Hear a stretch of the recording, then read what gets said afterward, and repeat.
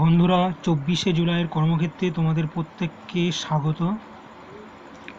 মূলত both side প্লেসমেন্টে এই সপ্তাহে যে বিষয়টা নিয়ে তোমাদের সঙ্গে ডিসকাস করব, কর্মক্ষেত্রে কি কি খবরকে হেডলাইন করা হয়েছে।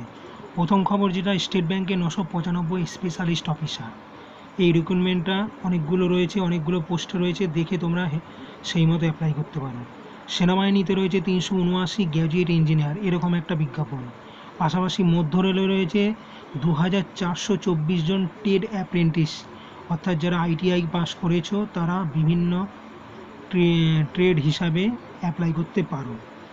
সরকারি স্বাস্থ্য প্রতিষ্ঠানে 199 জনকে এই ধরনের একটা গুরুত্বপূর্ণ খবরকেও হেডলাইন করেছে, যার মধ্যে nursing officer, medical laboratory technologist, x technician, cardiographic, junior administrative assistant, various. পাশাপাশি দেখো, কেন্দ্রীয় সরকারে কয়েকশো স্টেনোগ্রাফার। এই খবরটা গত সপ্তাহ প্রকাশিত হয়েছিল, আবার এবারেও প্রকাশিত হয়েছে। মূলত গ্রুপ এবং CD পদে অনেকগুলো বিভাগ, মন্ত্রণালয়, কার্যালয়ে নেওয়া হবে, পুরো মাল্টিটাস্কিং স্টাফ।